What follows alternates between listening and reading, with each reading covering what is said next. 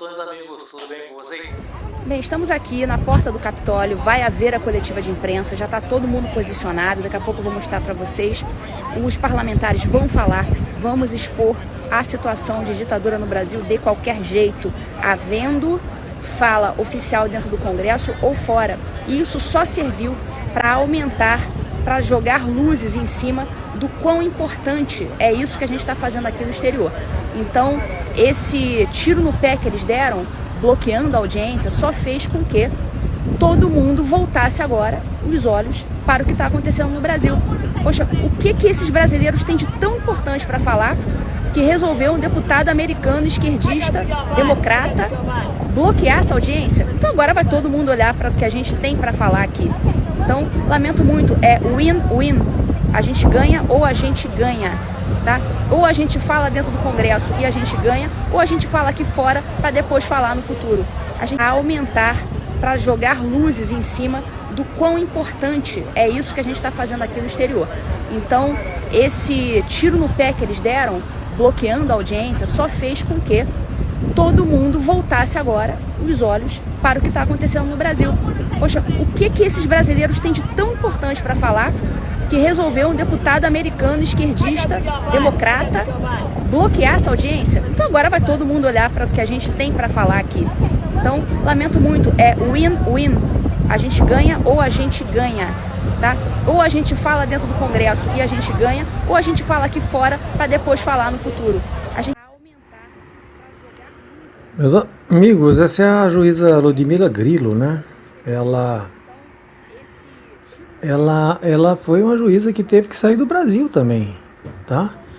De uma forma que não fosse pega. Porém, por ela ter a tendência mais à direita, né? Gostar de livros à direita, gostar de pensar à direita. E a postura dela seria assim. E ela teve que se exilar nos Estados Unidos também, né? Saiu, levou seus bens, sua renda toda para lá. Aliás, cortaram sua renda, hein? A aposentadoria, ela foi inicialmente aposentada compulsoriamente, sem ela pedir. Então, o ministro Moraes, né? E lá o Supremo, né?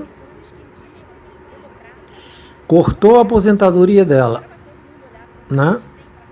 Ela tem que sobreviver com os vídeos que ela faz, o trabalho no YouTube, alguma empresa que ela tenha nos Estados Unidos, não sei bem. Pessoal, estamos aqui diante do Capitólio, estou com o Gustavo Gayer aqui. Já te elogiei na saída do Brasil lá no aeroporto pela tua iniciativa, pela tua liderança nesse ponto. Gustavo Gayer, realmente corajoso, marcou aqui as audiências e agora mesmo fizemos uma coletiva de imprensa com o deputado Chris Smith. Muito brevemente, só para dar um retorno para quem está acompanhando online, Gustavo, os resultados dessa nossa iniciativa até o momento. Olha, nós demos o pontapé nesse projeto que é divulgar para o mundo inteiro o que está acontecendo no Brasil, e a gente conversou com vários congressistas aqui e realmente eles não faziam a menor ideia. Quando a gente apresenta os fatos de uma forma técnica, mostrando as violações dos direitos humanos, a perseguição política, o uso de instituições para destruir a liberdade de expressão e liberdades fundamentais e até mesmo desrespeitar a Constituição, eles ficaram chocados. A imprensa mundial, agora que estava nos acompanhando, não conseguia entender como que até hoje essa situação ainda não foi divulgada como deveria ter sido. Então a gente conseguiu romper a bolha, né? Esse foi o objetivo inicial e o mundo agora sabe o que está acontecendo. E mais muitas pessoas perguntam, tá, mas aí o que vai acontecer se os olhos do mundo se voltar para essa ditadura do judiciário que nós estamos vivendo? Eu garanto que nós vamos ver a temperatura baixar, vai diminuir a perseguição, isso vai nos deixar trabalhar enquanto oposição, porque nem isso a gente pode fazer mais, né? A oposição está sendo perseguida, e com certeza vai envergonhar aqueles ministros do Supremo Tribunal Federal que adoram viajar para dar palestras sobre direitos humanos, sobre Constituição. Eu fiz um comentário aqui que eu achei muito interessante. Você aceitaria que o ministro da Suprema Corte da Venezuela viesse numa universidade americana falar sobre direitos humanos? Obviamente que não, porque são eles os primeiros a violá-los. Os ministros do nosso país estão fazendo exatamente isso. Agora vai ficar muito mais difícil esses convites, e a vergonha internacional com certeza vai afetar a vaidade deles. Muito bem. Sérgio, parabéns. Ciências sociais, políticas e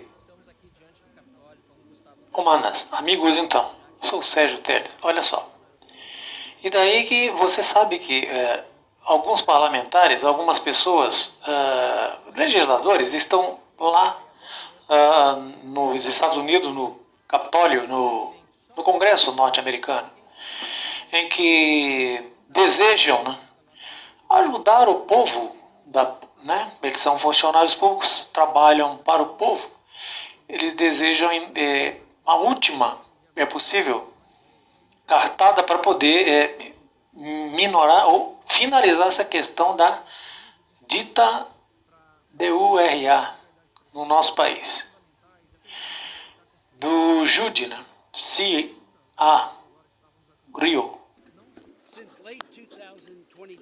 Desde o final de 2022, brasileiros têm sido alvo de violações dos direitos humanos, cometidas por autoridades brasileiras em grande escala, violações documentadas ou relatadas de direitos no Brasil. Inclui o abuso político de procedimentos legais para perseguir a oposição política, incluindo a prisão de figuras de oposição sobre acusações espúrias, violações de liberdade de expressão e da liberdade dos meios de comunicação, incluindo a perseguição dos jornalistas, o silêncio da mídia de oposição, o banimento de indivíduos das redes sociais, leis de censura veladas alegando lutar contra supostas desinformação e muitas violações de Estado de Direito e má conduta judicial. Como presidente do Comitê Global de Direitos Humanos, estou comprometido em apoiar os direitos humanos internacionalmente reconhecidos do Brasil e a realizar a supervisão da resposta do governo dos Estados Unidos a essas violações. Vou presidir uma audiência sobre abuso de direitos humanos no meu subcomitê nas próximas semanas. O que eu vejo no Brasil hoje, acima de tudo nas investigações do juiz da Suprema Corte, Alexandre Moraes,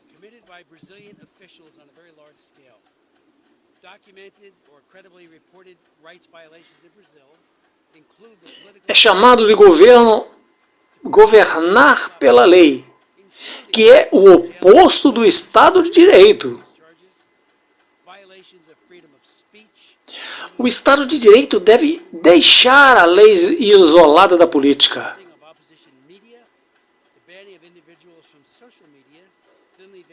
Para que as mesmas leis se apliquem igualmente a todas as pessoas. Governar pela lei, em contraste, significa que enquanto algumas formas e procedimentos legais são mantidas,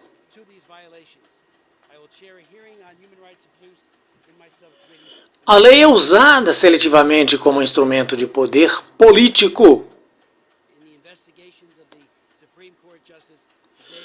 Há vasta evidência de que isso é exatamente o que está acontecendo no Brasil hoje, onde investigações resultam em banimento de mídias sociais e ordens de remoção de conteúdos são usados seletivamente contra a oposição ao presidente Lula.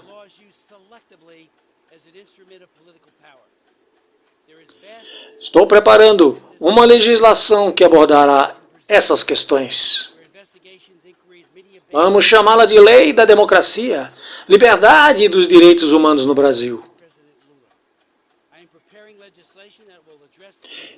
E espero apresentá-la em breve. Porque você vai ficar um pouco longo, porém você vai entender melhor a finalidade de parlamentares brasileiros terem ido ao parlamento, ao Congresso norte-americano, né? O Smith, que é o que os recebeu, o presidente do Congresso lá, também dos direitos humanos, né? Tomará, como diz, duras atitudes contra isso que foi denunciado lá nos Estados Unidos.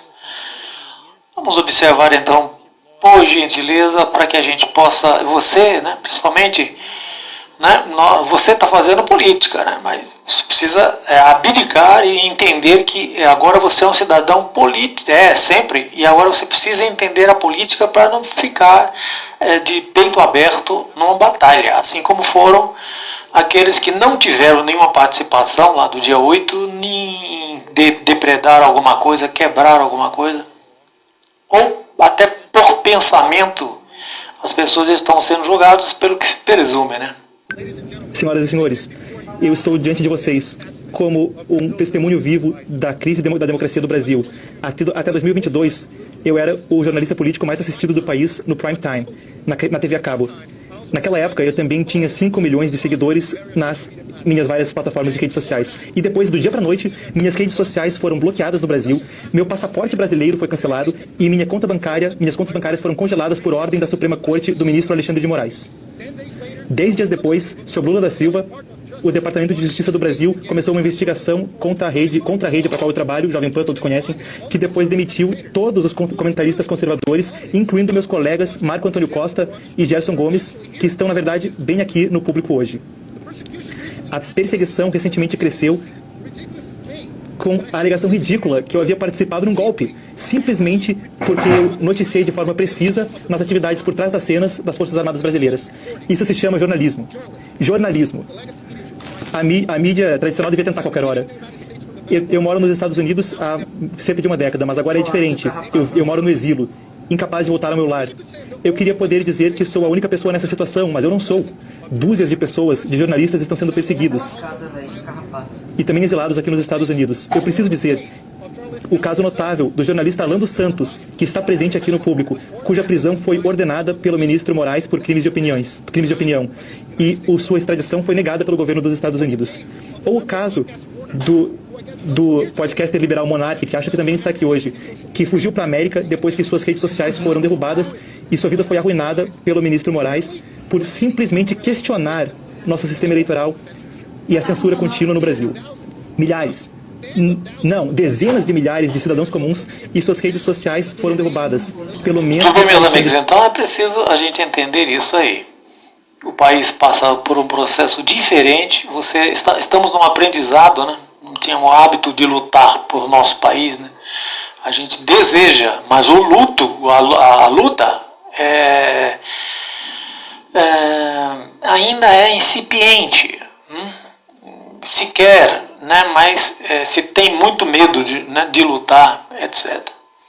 No entanto, é direito numa democracia, né? Verdadeira democracia, o povo está presente nas ruas ou manifestar-se de alguma forma, né? Nem que seja dando uma parada estratégica para ver o que ocorre com o país e todos, né? Nós, presidente da Comissão de Relações Exteriores e Defesa Nacional, sempre alertei com meus discursos no Congresso sobre os perigos de meu país se transformar numa Cuba ou Venezuela, com seus campos de concentração. Hoje, infelizmente, eu moro no meu próprio filme sobre Gulag, e para quem acha que estou exagerando, vou citar alguns simples nomes. Luiz Martins, o conselheiro internacional do presidente Bolsonaro, como Jared Kushner foi para o presidente Trump, um jovem brilhante com seus 30 anos, com um futuro promissor, preso por um tribunal de exceção, acusado de um golpe de Estado nunca tentado ou planejado, e sem esperança de um tratamento minimamente justo, pois o devido processo legal e a ampla defesa já não existem mais no Brasil. Coronel Câmara, o chefe de segurança de Bolsonaro, que agora está na prisão, acusado de golpe de Estado imaginário. E assim como eles, veterinários, cantores gospel e intérpretes de Libras, comediantes como Bismarck, Fugaz, e até um mendigo e uma pessoa diagnosticada com alto grau de autismo. Todos esses presos acusados de um golpe de Estado. É muito claro que toda essa opressão e crueldade é apenas um passo para o objetivo final, prender meu pai, o presidente que ousou colocar os interesses dos brasileiros em primeiro lugar. Meu pai agora é perseguido e caluniado nas mais diversas maneiras. Como em toda tirania, né? O limite do ridículo não existe mais. Ele até enfrenta a acusação de ter cometido o terrível crime de perturbar uma baleia. Isso não é uma piada. Ele é acusado criminalmente por passar perto de uma baleia em um jet ski. E o mais impressionante a denúncia foi feita pela ministra do Meio Ambiente de Lula. Isso é mais ridículo do que a acusação de Trump. Do que Trump tem sido processado aqui nos Estados Unidos. Meu pai também é acusado da tentativa de golpe de Estado, quando ele não era mais presidente. O judiciário nomeado pelo Partido Comunista no poder quer que acreditemos que meu pai esperou sair do poder, e quando ele não tinha mais as Forças Armadas sob seu comando, tentou um golpe de Estado com mulheres, idosas e desarmadas. Tudo isso a milhares de quilômetros de distância do Brasil, quando meu pai estava de férias nos Estados Unidos. Indo para o fim, eles querem que as mulheres, Sr. Smith, que as mulheres senhoras e todos os tipos de cidadãos comuns desarmados dizem que são um perigo para o Estado de Direito. E aqueles que violam os direitos e garantias fundamentais são os salvadores.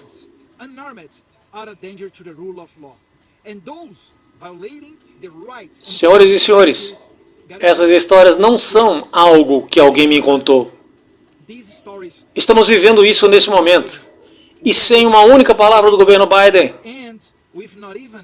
Departamento de Estado ou qualquer outra autoridade governamental da Casa da Democracia, os Estados Unidos da América.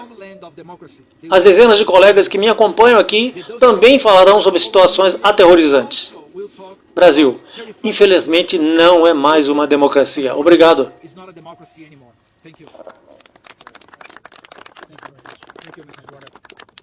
First, I'd like to thank you, Congressman, for giving us time and a platform to come here today and talk about what's happening in Brazil. This is something that we no longer have in our... Primeiramente, eu gostaria de agradecer, deputado, por nos dar esse tempo e uma plataforma para vir aqui hoje e falar do que está acontecendo no Brasil. Isso é algo que não temos. Isso é algo que não temos mais em nossa nação. Não temos mais o privilégio de dizer a verdade, dizer o que pensamos, de dar a nossa opinião e dar a nossa opinião. Então, para começar, gostaria de perguntar a vocês uma pergunta simples. É a Venezuela uma democracia ou uma ditadura? Acredito que todos vocês aqui hoje concordem comigo que a Venezuela ela não é uma democracia. Está longe disso. É uma ditadura. Mas então eu tenho outra pergunta. A Venezuela tem uma Suprema Corte? A Venezuela tem o Ministério da Educação? A Venezuela tem Congresso? A Venezuela tem o Ministério Público? Não. Sim, eles têm, mas eles não são mais uma democracia, porque todas essas instituições que são valiosas para a democracia foram sequestradas e servem como instrumento de opressão. Elas servem apenas para prender e oprimir pessoas por suas opiniões e que temos hoje. No Brasil é exatamente a mesma coisa. Nosso Supremo Tribunal Federal no Brasil não protege mais a Constituição. Na verdade, eles estão libertando traficantes, eles estão líderes religiosos do crime e eles estão colocando Estão colocando na prisão. their opinions. The reason why the leader of opposition is not here today, Carlos Jordi, the leader of the opposition in our Congress, Parlamentares, pessoas simples, por suas opiniões. A razão pela qual o líder da oposição não está aqui hoje, Carlos Jordi, o líder da oposição em nosso Congresso não está aqui porque ele teve o seu passaporte apreendido. Entre aspas, acusando eles de espalharem fake news. O ministro Toffoli indicou o ministro Alexandre de Moraes para ser o relator do caso. A investigação, na verdade, uma inquisição, levou a Suprema Corte a ser uma vítima, um investigador e juiz ao mesmo tempo. Ainda está aberta depois de 5 anos e tem sido instrumentalizada para perseguir qualquer um que a Corte ela mesma entenda que seja crítico dela ou que oposa às perspectivas de seus membros. A quantidade de pessoas perseguidas criminalmente, devo dizer precisamente perseguidas pelo ministro Moraes e pela Corte, chega a milhares de brasileiros agora. Alguns deles estão aqui, alguns não podem voltar ao Brasil. De cidadãos comuns a congressistas, incluindo o líder da oposição, como acaba de ser mencionado por meu colega Gustavo Gayer. Jornalistas, opinantes e até mesmo os juízes. Temos uma justiça aqui que também pediu asilo político nos Estados Unidos e está morando aqui agora. Desde desabrigados, que acaba de ser absolvido pelo ministro Moraes depois de estar nos eventos de 8 de janeiro, até o ex-presidente da República, Jair Bolsonaro, ninguém escapa da raiva e dos atos inconstitucionais e decisões da Corte. Bens congelados, contas bancárias violadas sem processo legal, passaportes confiscados, censura, a mesma tortura. Esse é o caso do senhor Clériston Pereira da Cunha, conhecido no Brasil como Clezão, que morreu na cadeia, depois de passar 11 meses em péssimas condições de saúde atrás das grades, incluindo 2 meses e meio depois que houve uma ordem para sua soltura, que foi assinada pela Procuradoria-Geral, mas foi ignorada pelo ministro Alexandre de Moraes. Por outro lado, as condenações de políticos corruptos estão sendo anuladas pela Suprema Corte, como foi o caso de Lula, que foi solto da cadeia e foi permitido que fosse para a presidência de novo por uma decisão da Suprema Corte, subjugando as decisões inferiores. Negócios condenados por corrupção estão sendo absolvidos. O que nós estamos experimentando no Brasil agora é uma ditadura em desenvolvimento. Então, não surpreende que Lula da Silva, que os maiores aliados de Lula da Silva são ditadores, como Maduro na Venezuela, Xi Jinping na China e Vladimir Putin na Rússia. Mesmo o grupo terrorista Hamas mandou parabéns para o Lula enquanto ele voltava ao poder. E agora está parabenizando Lula por suas falas absurdas, comparando o Estado de Israel e a defesa legítima de Israel ao Holocausto na Alemanha de Hitler. Ditaduras diferentes de outras, no entanto, a que vemos no Brasil é feita de uma forma mais sutil e perigosa. O sistema judiciário, ele próprio, está liderando uma ruptura institucional que torna mais difícil para o mundo entender esse triste e comprido processo. As pessoas tendem a confiar nos juízes mais do que nos políticos. No Brasil, no entanto, a confiança na Suprema Corte caiu muito. Uma pesquisa recente da Atlas Intel mostra que mais de 50% da população perdeu completamente a confiança na Suprema Corte, corroborando o sentimento de que as decisões da Suprema Corte são políticas, ilegais, inconstitucionais ou injustas. Eu repito, senhor congressista, nosso objetivo aqui é tornar a situação bem conhecida para o mundo. Nós amamos nosso país, nós amamos o Brasil, nós amamos os Estados Unidos da América, nós amamos a liberdade e nós amamos a democracia. E nós entendemos que essas virtudes só são possíveis onde houver um Estado de Direito presente. 15 anos depois de morar nessa cidade de Washington, D.C., como um estudante, eu olho para meu próprio país agora como um congressista eleito, com talvez uma visão mais realista, se não triste. Essa oportunidade que o senhor nos dá, no entanto, de compartilhar essa mensagem com o senhor, com o povo americano e com o mundo todo, renova o nosso otimismo e a nossa esperança. Tanto quanto nós amamos a América, Nenhum de nós quer morar em outro país. Uau, Nós queremos morar em outro Brasil. Finalizou. Deus abençoe a América. Deus abençoe o Brasil. Deus abençoe a todos. Muito obrigado. Marcelo Van Hatten falou, deputado federal pelo Rio Grande do Sul. E aí nós entendemos, é preciso que entendamos isso para, a partir daí, ter estratégias de luta. Parar de ter tanta esperança sem ter estratégia. Né? Você precisa preparar para a luta, você espera vencer. Não vencer sem lutar, sem sair de casa, ou ficar parado em casa, sem lutar pela contagem de votos, pública de votos, impressos. Você tem que fazer alguma coisa, aí o astral te ajuda, né? Deus te ajuda e etc e tal. Essas pessoas estão fazendo isso. É obrigação? Sim, mas quantos estão fazendo isso de 500 deputados federais? Quantos estão fazendo? Você conta nos dedos, sim. Alguns não puderam ir. Né? Veja os abraços e vamos firme. Vamos aprendendo. Não é para ficar de mimimi e largar o Brasil de mão. Que nem adianta fugir para outro lugar não, tá? Comenta, compartilha. Se inscreve, tá?